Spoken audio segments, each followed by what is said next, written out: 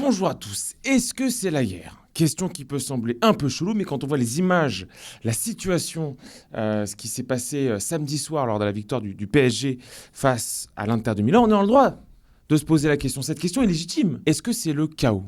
Est-ce que les scènes qu'on a vues ce samedi vont se reproduire à l'avenir? Qu'attendre des forces politiques et publiques, de l'État? Quelle réponse de l'État vis-à-vis de ce qui s'est passé? On va répondre à tout ça dans cette vidéo. Mais avant tout, je t'invite à liker, à commenter, à partager et surtout à t'abonner à la chaîne de Georges.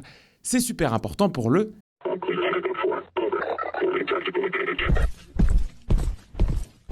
Alors, vous l'aurez remarqué, normalement, ce genre de contenu est exclusif à la plateforme Frontières. Mais comme le sujet était intéressant, je me suis dit que j'allais vous le partager sur ma chaîne YouTube. Présentation de l'application Frontières, c'est génial. Tous les mercredis à 18 h, je suis chez mes amis de Frontières pour décrypter l'actualité. Tu peux retrouver le lien de cette application dans la description. Qu'est-ce que je fais sur cette application le mercredi à 18 h? Je décrypte l'actualité sans langue de bois, comme on dit chez les fils de pute, et j'espère que je vous régale. Sur l'application Frontières, t'as quoi? T'as pas que moi, évidemment non. Tu retrouves de tout, des documentaires, des entretiens, des émissions en live, bref, une superbe application très complète, le Netflix des gens bien. J'espère vous y retrouver nombreux, le lien est dans la description. Alors, la guerre civile, c'est parti. Abonne-toi, c'est important. Important pour le référencement. N'hésite pas à t'abonner. Ce qu'on voit en ce moment, les émeutes, les tensions, les explosions d'irrationalité, c'est pas uniquement un problème politique. C'est un symptôme. Symptôme d'une société qui pense mal, qui pense plus, qui réagit, qui se disperse, qui se laisse un peu bouffer par ses émotions, par les réseaux sociaux et par des automatismes de pensée. Si t'es pas solide mentalement, tu vas te faire emporter avec le reste et les médias vont pouvoir te faire croire ce qu'ils veulent. C'est pour ça que j'ai lancé une newsletter. Pas pour commenter l'actu, comme tout le monde, mais pour t'aider à reprendre le contrôle de ton attention, le contrôle de ta discipline et de ton énergie mentale. Chaque semaine, un mail. Un mail qui est franc, clair, exigeant, pas pour te distraire, mais pour t'armer. Le lien est dans la description. Cette newsletter, elle est gratuite. Et si tu veux faire partie de ceux qui résistent à la confusion, tu sais quoi faire. La newsletter te prend 10 minutes de ton temps, mais j'en suis persuadé, va t'en faire gagner plusieurs heures. Ce programme s'appelle le combat pour soi. On est bientôt 2000. J'espère t'y retrouver. Je te mets le lien dans la description. Alors, je m'étais promis, il y a de ça quasiment un an, de ne plus traiter sur ma chaîne l'actualité, comme je vous le disais en introduction. Mais ce qui s'est passé samedi soir, ça relève pas de l'actualité. Selon moi, ça relève du symbole. Symbole parce que pour la première fois, il y a eu plusieurs morts dans des émeutes en France. Symbole parce que l'effectif policier était à son maximum, j'ai envie de dire à son prime. Donc symbole pour plusieurs raisons. Je fais donc une petite entrave à ma règle et on va dire les termes dans cette vidéo. Je suis désolé. Mais déjà, avant de parler des termes, il faut parler des chiffres. Le bilan humain de ce qui s'est passé samedi, c'est 2 morts au moment où je tourne cette vidéo. Un mineur de 17 ans qui a été poignardé à Dax pour une casquette, parce qu'il était blanc, dans les Landes, et un homme de 20 ans qui a été percuté par une voiture. 192 manifestants ont été blessés, 22 membres des forces de l'ordre blessés eux aussi, 18 à Paris. On a eu 7 pompiers qui ont été blessés, et à Grenoble, ça a été la grosse image de samedi soir, une voiture a percuté la foule, 4 blessés dont 2 graves. C'est les images complètement atroces qu'on a vues sur les réseaux sociaux. Au total, on a eu 559 interpellations, dont 491 à Paris et 307 gardés à vue. Ce qui est rien comparé au nombre d'émeutiers qu'il y avait. Ça aura son importance pour la suite. Au niveau des dégradations, important ça. Des magasins ont été pillés sur les Champs-Élysées et en France de manière générale, dans les grandes villes de France. Des images de chaos dans des villes moyennes, important aussi. 692 incendies et on peut s'attendre à un coup qui pourrait taper celui des émeutes de 2023, à savoir aux alentours, c'est compliqué d'avoir des vrais chiffres, aux alentours de plusieurs centaines de millions d'euros. Ce que je vais dire là est extrêmement important. Quel était le dispositif policier ce samedi soir. 5400 policiers et gendarmes à Paris contre plusieurs milliers, voire selon les sources, dizaines de milliers de manifestants, d'émeutiers.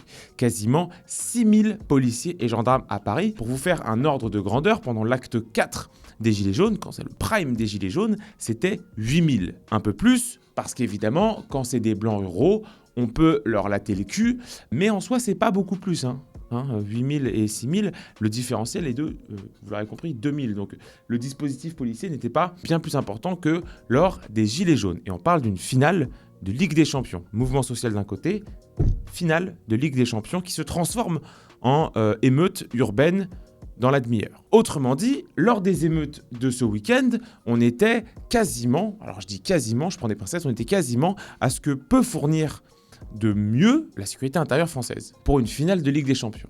Et on a vu ce que ça donnait, à savoir, ça n'a pas marché. Donc on a déjà deux informations importantes dans ce que je viens de dire. Pour ce début de vidéo, la première, c'est que 6000 condés à Paris, c'est quasiment le maximum que peut fournir la France. Je dis le maximum sans paralyser tout le système, sans sortir l'armée, on y reviendra, et sans entraver les libertés individuelles. Et ensuite, les chiffres sur les morts, les dégâts et les images de samedi soir, c'est un avant-goût de ce qui pourrait arriver s'il y a une guerre civile. On reçoit ces images de n'importe quel pays du monde et on ne se dit pas qu'on a affaire à une situation festive. On se dit qu'on a affaire à un État failli, à une guerre civile dans un État failli. Et ce qu'il s'est passé va arriver dans les prochains mois et dans les prochaines années, mais va arriver de plus en plus fort et on va progressivement monter en intensité. Il y aura de plus en plus de rassemblements comme ça qui se transformeront en émeutes urbaines. C'est logique et je vais vous montrer en quoi et pourquoi c'est logique. Avant de commencer, je tiens à m'excuser. Je m'excuse parce que cette vidéo, excusez-moi, et oui, encore une fois, je m'excuse, cette vidéo va être un peu autoréférentielle. Pourquoi autoréférentielle ? Parce que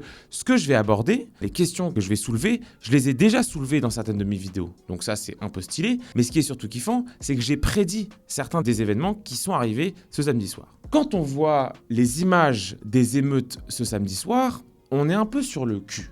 On est un peu sur le cul déjà parce qu'on est assis, mais on est aussi sur le cul parce qu'on est face à un déchaînement de violence que nous, individus pacifiés, on ne comprend pas. Et cette incompréhension des mécanismes de la foule, de comment fonctionne une foule, il y a un mec qui en a parlé.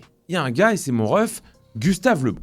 Gustave Le Bon, il dit quoi ? Gustave, qui était connu comme le loup blanc dans le milieu de la sociologie, c'est un anthropologue qui a passé sa vie à expliquer comment résonne une foule et à répondre à cette question que tout le monde se pose à l'époque, pourquoi des gens normaux deviennent-ils incontrôlables dès lors qu'ils entrent dans une dynamique de groupe ? On va voir que du côté de Le Bon, même si vous le verrez en France, ça n'est pas qu'un problème de foule, mais on va voir que Le Bon a des réponses extrêmement précises. Qu'est-ce qu'il nous dit, Gustave Le Bon, concernant les foules ? Il nous dit que quand tu es dans une foule, tu perds ton individualité.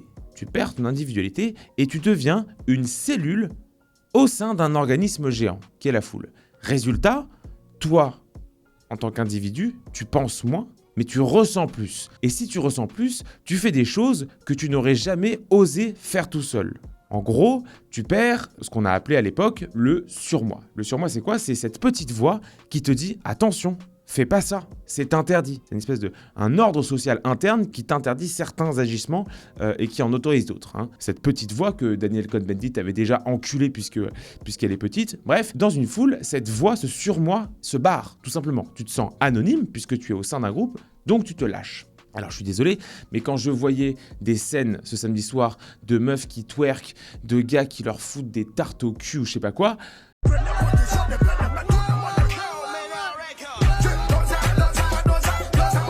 Ces individus, meufs comme mecs, c'est des individus qui sont sans surmoi. Tout seuls, ils n'auraient jamais agi de la sorte. S'ils le font, c'est uniquement parce qu'ils sont dans le cadre d'une foule et qu'ils répondent à leurs pulsions les plus primaires. C'est tout simple. L'absence de cadre entraîne le pire des comportements de chaque sexe où certaines meufs deviennent des tanas, comme ce que j'ai pu voir sur Snap, et les mecs deviennent tout simplement des fils de pute, à foutre des chassés dans le cul des meufs, à mettre des mains au cul, à foutre des chassés dans les abribus. Bref, ils ont une activité interne qui ne fonctionne plus. Ils sont juste des pulsions sur pattes, tout simplement. C'est ce que Gustave Le Bon appelle la désindividuation. Tu n'as plus peur du jugement d'autrui, tu n'es plus un individu, tu n'es qu'une partie du collectif. C'est pour ça que les émeutiers, tout seuls, n'auraient jamais pillé le Foot Locker. Bon, déjà, ça aurait été assez drôle comme scène et un peu plus relou pour eux de piller un Foot Locker tout seul. Mais surtout, qu'est-ce que fait le groupe vis-à-vis de l'individu ? Il dilue sa responsabilité individuelle. Dans les images qui nous sont remontées de samedi soir, on voit aussi un processus de contagion émotionnelle où quand un mec va lâcher un pétard, bah, t'as tout le groupe qui s'excite. Hein. La foule, selon Gustave Le Bon, réagit comme un seul homme. Et ce Gustave Le Bon, il parle aussi de la force de la suggestion. La suggestion, c'est quoi ? Ça veut dire que tu deviens hypersensible à ce que font les autres. Si un mec à côté de toi casse une vitrine, instinctivement, tu sais pas pourquoi, tu vas le faire aussi. Alors que, encore une fois, tout seul, tu l'aurais jamais fait. Mais là, tu es connecté aux autres membres de la foule. Et dès le 19e siècle, Le Bon, il remarque que la foule est intellectuellement inférieure à l'individu isolé. En gros, la foule, elle est débile. Mais alors, est-ce que parler de Gustave Le Bon pour aborder la question des émeutes de ce week-end, c'est judicieux ? Eh bien, selon moi, oui et non. Oui, parce que les émeutes sont par définition des mouvements collectifs, donc des foules, sauf que Gustave Le Bon, lui, il parle de foules qui dérapent. Il parle d'événements imprévisibles et irrationnels. Sauf qu'en France, en 2025, bah, c'est bien pire. C'est pas la première fois qu'on voit des pillages dans la capitale. C'est pas la première fois que des magasins se barricadent contre les banlieues. Et c'est là, excusez-moi, où ma vidéo va être extrêmement pessimiste, mais on assiste là à du Gustave Le Bon puissance 1000, parce que le phénomène des foules va se conjuguer avec d'autres phénomènes bien plus profonds, bien plus anciens, qui condamnent très certainement notre pays. C'est pas non plus du fait des hommes ou de la virilité si on a eu des émeutes, puisque des foules d'hommes qui se réunissent, on en a pour le Tour de France ou le rugby, et ça vire pas aux émeutes. Là, on a ce phénomène des foules analysé par Gustave Le Bon d'un côté, conjugué à des banlieues qui viennent spécifiquement pour casser et pour piller la capitale. Ces banlieues-là sont préparées et nous ont même carrément prévenus sur les réseaux sociaux. C'est pas de la contagion émotionnelle sur l'instant, à l'instant T, c'est une stratégie de terreur préalable. On a même des rituels de destruction où on va se filmer sur Snap en train de défoncer une boutique, en train de voler des Nike ou de brûler une bagnole. Toute cette mise en scène, je vais peut-être vous l'apprendre, elle est contre vous, elle est contre les Français. C'est une image de personnes qui gagnent, qui sont en train de gagner la guerre. C'est une guerre de territoire que les habitants dans les banlieues connaissent bien puisqu'ils la subissent depuis 40 ans, mais que les bourgeois et les Parisiens découvrent parce que désormais cette guerre, elle s'implante dans leur territoire. Certaines personnes dans les banlieues nous ont déclaré une guerre à mort et là, dans ce genre d'émeute, ils célèbrent. Excusez-moi, mais quand tu viens sur les champs ou dans les magasins pour piller et que tu dégrades tout ce qui t'entoure, que tu agresses des pompiers comme ça a été le cas samedi, que tu agresses des policiers ou ce que tu veux, il n'y a aucun monde où tu fais partie d'un collectif. Donc ça, c'était dans un premier temps, où les banlieues sont devenues progressivement des enclaves indépendantes, où l'État français n'avait plus le droit d'aller. Mais là, depuis 5 ou 10 ans, on assiste à une extension de cette guerre-là, où c'est plus uniquement dans les banlieues que l'ordre est appliqué par les banlieues elles-mêmes, mais ça va être dans certaines villes de France. Donc là, ils sont en train de sortir de leur banlieue pour nous imposer leur chaos. Ce qui m'a énormément frappé dans ce que j'ai vu ce samedi, alors j'ai vu les images dimanche, mais les vidéos dataient de samedi, ce qui m'a énormément frappé, c'est la veille des pillages, il y a un mec qui a posté cette vidéo. Ça va être historique ce qui va se passer samedi aux Champs-Élysées, ça va être monstrueux. Ça perd, c'est la vraie de vrai enfer. Ça gagne, c'est l'enfer paradisiaque. Mais ce qui est sûr, c'est que ça sera l'enfer avec la police. Avec la police. Pétard, Satan 2, bombe atomique, artifice, fumigène, tout ce que tu veux, cocktail molotov. Ça sera GTA real life, GTA vraie vie. Eh, le Snapchat FR là, le Snapchat FR le 31 mai, comment ça va percer? Tout le monde va devenir créateur de contenu, influenceur. Eh, vraiment, on est né pour briller, on est né pour briller. Samedi 31 mai, Paris c'est magique. Vidéo dans laquelle, excusez-moi, le mec, il jouit. Dans le sens figuré évidemment, mais il prend plaisir. Il prend du plaisir dans les pillages qui n'ont pas encore eu lieu. C'est le simple fait de se dire que Paris va être pillé qu'il le fait kiffer. Qu'est-ce que ça nous dit ? Ça dit que ces gens-là n'ont du plaisir que dans la destruction matérielle de la France. Et on l'a vu lorsqu'ils ont pris des photos sur Sainte-Jeanne d'Arc, ils aiment ça. Parce que le sous-entendu de ce genre de vidéo où le mec est très heureux de prévoir que Paris va être pillé, ou des mecs qui sont joviales à l'idée de la destruction de la France, qu'est-ce que c'est? Quand on regarde les vidéos des pillages, quand on regarde les vidéos de policiers tabassés, quand on voit des vidéos de pompiers tabassés, quand on regarde les vidéos de certaines agressions, on remarque quoi? On entend et on se rend compte que tout le groupe est heureux. Ils jouissent de la destruction. C'est littéralement des déviants. C'est prendre du plaisir dans le mal que tu fais subir aux autres. Ils savent pertinemment que les lois françaises ne seront pas appliquées. Ils savent pertinemment que c'est pas eux qui paieront pour les réparations, que l'État restera faible avec eux, donc ils sont heureux. En fait, ils célèbrent leur victoire sur l'État français. On n'est plus dans cette phase, entre guillemets, cette phase test des années 2000, où la banlieue cherchait le contact avec la police. Là, ce qu'on a vu samedi soir, c'est la victoire des banlieues. Ils ont gagné. Alors certes, ils ont gagné contre un État qui a refusé de se battre. Les policiers ont eu ordre, ont eu des consignes de ne pas interpeller. Et ils ont gagné contre des Français qui ont refusé de se protéger, qui ont refusé de s'aimer assez pour se protéger. Mais ils ont gagné. Je vous demande, là, dans les commentaires, de répondre à cette question.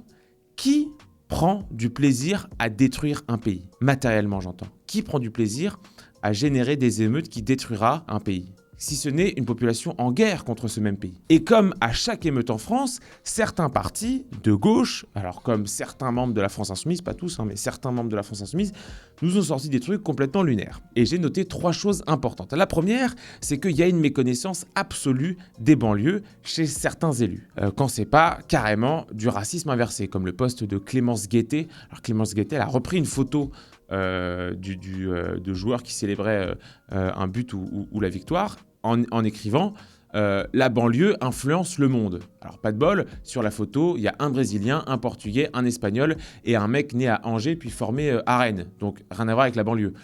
Mais vous aurez compris le parallèle. Clémence Guettet, elle a vu un noir et elle se dit « c'est un noir, il est forcément de banlieue ». Voilà, c'est un peu le logiciel dans lequel ces gens fonctionnent. J'ai vu aussi un mec, un autre membre de la France Insoumise qui disait « Oui, alors ces émeutiers, ils pillent parce qu'ils n'arrivent pas à boucler les fins de mois ». Qui est une lecture marxiste complètement désuète des émeutes en 2025. Non mec, non, non, tu pilles pas un footlocker parce que t'es en galère et que t'arrives pas à boucler les fins de mois. Tu tabasses pas un pompier parce que t'es en galère. Tu renverses pas une famille au volant d'une bagnole parce que t'es en galère. C'est méconnaître la banlieue et c'est surtout faux.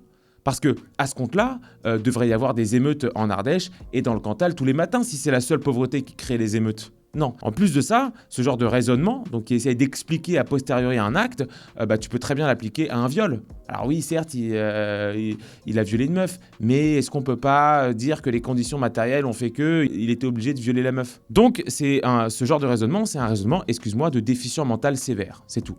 Si les banlieues pillent et terrorisent Paris, c'est con, c'est peut-être un peu simple, mais c'est juste parce qu'elles le peuvent. Parce que ces gens-là n'ont aucun interdit et parce que ces gens-là n'ont plus peur de la France et de l'État français. Donc, premier constat, certains élus insoumis sont à des années-lumière des réalités qui animent les banlieues. Deuxième constat, et c'est un truc d'énorme enculé que je vois le plus souvent, c'est des bons bourgeois bien marxiste, bien citadin, bien IMC de flûtiste, qui t'explique, en voyant les émeutes, « Ah, c'est cool, le peuple fait la révolution, il prend les armes contre le capital. » Et on reconnaît, j'en parlerai dans une vidéo, on reconnaît ce processus assez insupportable de certains bourgeois de vouloir faire la révolution par procuration. Puisque ces bourgeois-là sont trop faibles à la fois démographiquement et parfois même physiquement, puisqu'ils sont trop faibles pour faire la révolution eux-mêmes, ils vont envoyer leurs tirailleurs de banlieue faire la révolution à leur place. Donc ça veut dire prendre les risques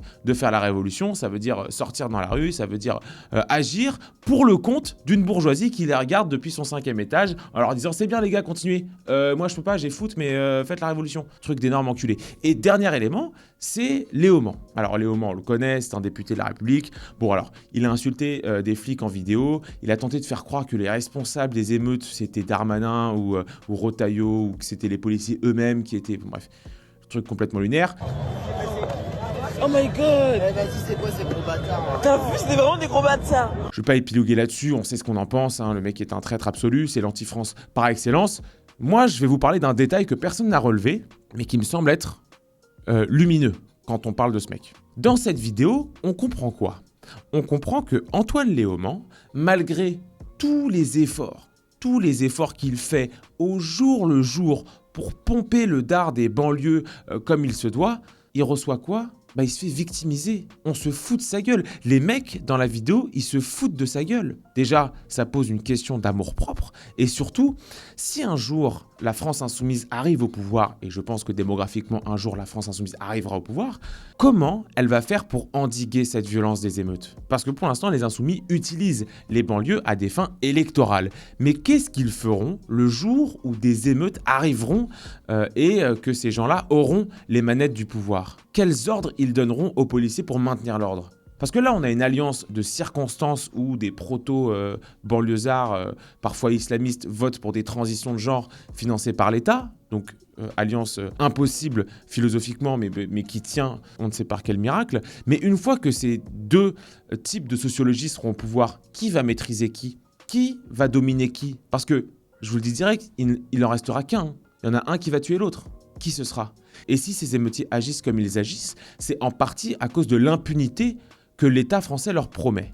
La France insoumise leur promet encore plus d'impunité. Imaginez le chaos absolu que ce sera si on a des émeutes gérées par la France insoumise. Et maintenant, qu'est-ce qu'on peut faire avec tout ce que je viens de dire ? C'est quoi les éléments qu'on a ? On a des émeutes de plus en plus fréquentes et statistiquement de plus en plus violentes. C'est pour ça que je trouve que c'est un symbole ce qui s'est passé samedi. Il commence à y avoir des morts. Le dispositif policier est tendu, il est inefficace et il est incapable tout simplement de gérer ces émeutes. Il est bloqué de l'intérieur puisqu'on empêche les policiers de faire leur travail. Et là, je rejoins le ministre de l'Intérieur. On ne peut pas mettre un policier derrière chaque vitrine de magasin. Le problème des émeutes, qui est l'élément immergé de l'iceberg, il est bien plus profond, bien plus vaste et aurait demandé une réponse pénale il y a 20 ou 30 ans en arrière. Là, on a dans notre pays des populations qui sont au mieux hostiles à la France, au pire en guerre ponctuelle contre nous et contre ce qu'on représente. Les études sociologiques montrent que la plupart des émeutiers sont des primo-délinquants, donc ils sont très jeunes, ça veut dire qu'ils ont intégré cette culture de l'impunité.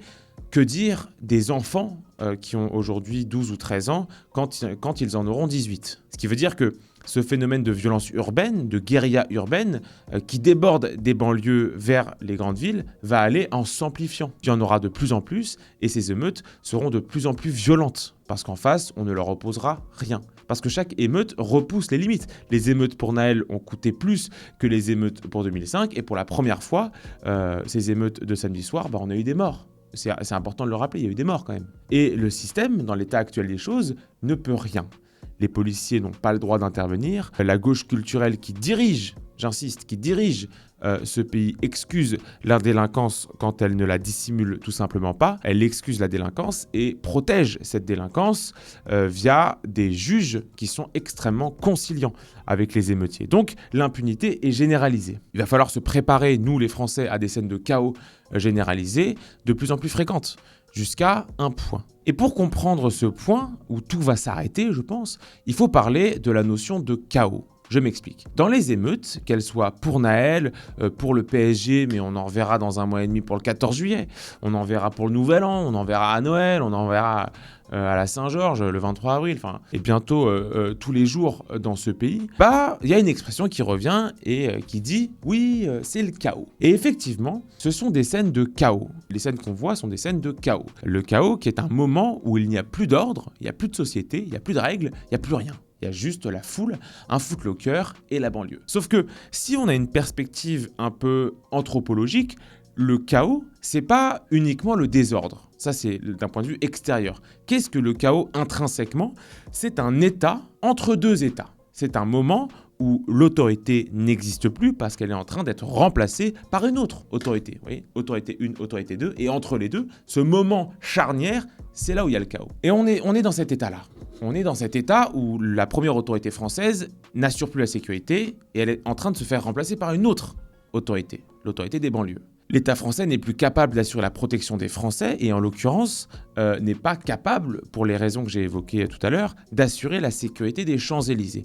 Donc le chaos est temporaire. C'est un moment entre deux ordres. Et c'est essentiel de comprendre ça. Il y a un ordre, là, il faiblit ou il est affaibli. Du coup, il est contesté, il disparaît et il est remplacé par un autre ordre. Nouvel ordre qui est, dans l'histoire de l'humanité, toujours plus violent que celui qui remplace.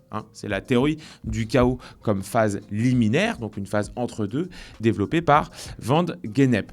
Pourquoi je vous dis ça ? C'est parce que aucune société ne peut vivre dans le chaos. Marc Granovetter montre que dans l'histoire, on a un seuil critique. Seuil critique, à un moment donné, 10 à 15% d'une population peut faire basculer le système si ce système est déjà affaibli de l'intérieur. Et on est là. On est dans un système à bout de souffle. Parce qu'une émeute, c'est pas uniquement des images chocs qui interpellent les habitants. Et c'est plein de facteurs qui peuvent entraîner une contestation de l'État. C'est une fuite de capitaux, comme l'avait annoncé le MEDEF au sortir des émeutes pour Naël, notamment via le tourisme. C'est la fermeture des commerces déjà ouverts en deux par les impôts. C'est la perte de confiance des Français dans les institutions. C'est la création de contre-pouvoirs. C'est l'affaiblissement diplomatique d'un pays vis-à-vis de l'étranger. Bref, c'est une situation qui ne peut pas durer. Parce qu'il faut se mettre à la place du Français de base quand il voit ça. Parce que nous, on est dans les villes et on est un peu, entre guillemets, habitué à cette délinquance. Mais le Français de base, il voit ça. Il se fait prendre 47% de tout son revenu par l'État, au nom d'un hôpital public qui ne fonctionne plus, au nom d'une sécurité qui n'est plus assurée, en témoignent les images de ce samedi soir. Donc, qu'est-ce qu'il se dit ? Il se dit, merde, est-ce que je dois continuer à payer mes impôts si l'État n'assure plus les fonctions régaliennes qui doivent animer l'État. Et c'est ça le raisonnement que les Français sont en train d'avoir. C'est pour ça que je vous dis que les émeutes, c'est pas uniquement un moment dans l'histoire où l'État est contesté, c'est que les émeutes portent en elles, parce que les images sont choquantes, les émeutes portent en elles une contestation de l'État, puisque si les émeutes existent, ça veut dire que l'État est faible. Et si l'État est faible, quel intérêt on aurait à le garder ?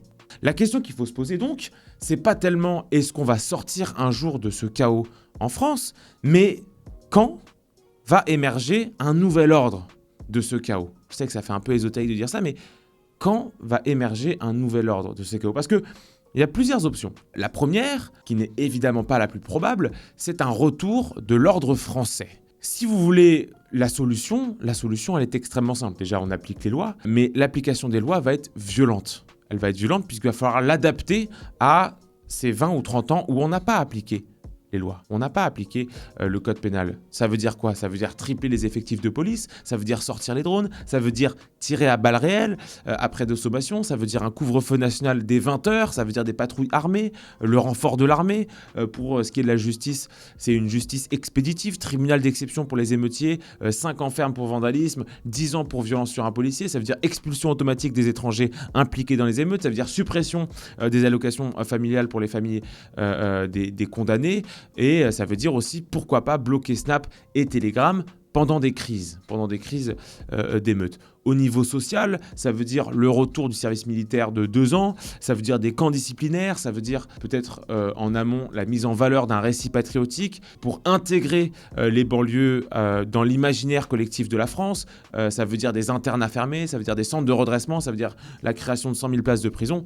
Bref, il y a plein de solutions qui existent, sauf que elle ne demande que le courage politique pour être appliquée. Tant qu'un politique n'aborde pas tout ce que je viens de dire lorsqu'il parle de la gestion des émeutes, c'est un clown. Et plus on retarde le moment où l'autorité revient, puisqu'elle va devoir revenir, plus lorsqu'elle va revenir, ça va faire du dégât. Et je parle clairement de mort. Plus on se refuse à utiliser la violence pour gérer les émeutes, plus la violence des émeutes elles-mêmes et le retour à l'ordre vont être violents. Et je pense que c'est comme ça qu'il faut comprendre le traitement médiatique de ces émeutes par les radios, notamment du service public. On cherche à dissimuler la réalité aux Français. Sauf que le problème, c'est que quand cette réalité nous apparaît, elle est d'autant plus violente qu'on la découvre, puisqu'on a refusé de la voir depuis 40 ans. Et je vous renvoie au scandale sécuritaire qui avait été ces fameux Kevin et Matteo au Stade de France, qui étaient quand même les prémices d'un État qui ne peut plus assurer la sécurité dans certains pans de notre territoire. Un scandale qui avait été avoué par Darmanin lui-même. Pourquoi ne pas un jour avoir l'honnêteté de nous dire que la plupart des jeunes qui ont commis des exactions depuis 4-5 jours sont issus d'immigration. C'est une réalité, c'est factuel. Oui, il y a des gens qui apparemment pourraient être issus d'immigration. Mais il y a eu beaucoup de Kevin et de Mathéo, si je peux me permettre. Mais je ne pense pas que la France, en l'état actuel des choses, dans la paralysie que connaît actuellement notre pays, soit capable de fournir cet ordre-là. Je pense qu'en vrai de vrai, je pense que c'est foutu. Et je pense que ce qui va arriver, c'est pire. Parce que je vous ai dit que le chaos ne pouvait pas durer, mais je vous ai dit que c'est pas l'État français qui pourrait ramener l'ordre. Alors qu'est-ce qui va se passer? Je vous renvoie à ce que je disais sur ma vidéo sur l'avenir de la sécurité, mais ce qui va se passer, ça va être une privatisation de la sécurité. Si les Français et les commerçants n'ont plus confiance dans l'État pour assurer sa sécurité, on va découvrir, on va avoir le développement de milices privées, comme on a eu au Brésil, qui vont contenir la violence des émeutiers, qui vont la contenir de manière extrêmement violente, extrêmement brutale. Ça va être aussi la communautarisation de la sécurité, où des quartiers vont créer leur propre sécurité communautaire, comme c'est actuellement le cas dans l'Est de la France. Ça va être la création d'autodéfense populaire, comme ça avait été le cas à Nantes. Ça va être la création de milices citoyennes pour sécuriser des quartiers, pour sécuriser des villages, pour sécuriser parfois des villes. Et ces trois ordres, puisque c'est pas un ordre républicain, mais que c'est un ordre communautaire, puisqu'ils ne répondent plus au peuple, mais à des logiques qui leur sont propres, bah, c'est des ordres qui sont extrêmement violents. Parce que c'est des ordres qui sont efficaces. Et comment tu empêches 5000 émeutiers de rentrer dans ton footlocker? Très concrètement, comment tu fais? Là, demain, tu as un footlocker, tu as une société privée de sécurité et tu leur demandes d'empêcher aux émeutiers de rentrer dans ton footlocker. Qu'est-ce qui va se passer? Bah, il y aura des morts, évidemment. Donc, que ce soit la sécurité privée, la sécurité communautaire ou les milices d'autodéfense citoyenne sont extrêmement violentes par nature, parce qu'elles répondent à des intérêts propres. Ces systèmes-là sont violents et parfois peuvent être antagonistes. Et c'est précisément là, quand des sécurités communautaires ou privées s'affrontent, qu'on entre véritablement dans la guerre civile. C'est ce qui s'est passé en Yougoslavie, c'est ce qui s'est passé au Rwanda. Donc, lorsqu'on dit « oui, on est dans un climat de guerre civile », on est dans un climat de guerre civile. C'est pas encore la guerre civile, mais on est dans la phase de chaos où ce qui va émerger de ce chaos, l'ordre qui va émerger de ce chaos, ne pourra jamais aboutir à autre chose qu'une guerre civile. Merci à tous d'avoir suivi cette vidéo. N'hésitez pas à liker, à commenter, à partager et surtout à vous abonner à la chaîne de Georges. C'est super important pour le référencement. Cette vidéo devait voir le jour sur l'application Frontières. Le lien est dans la description. Vous pouvez aussi vous inscrire à ma newsletter pour reprendre le contrôle de votre vie. Prenez soin de vous et de vos proches. Vive la France et vive ce qu'il en reste. Time! Abonne-toi.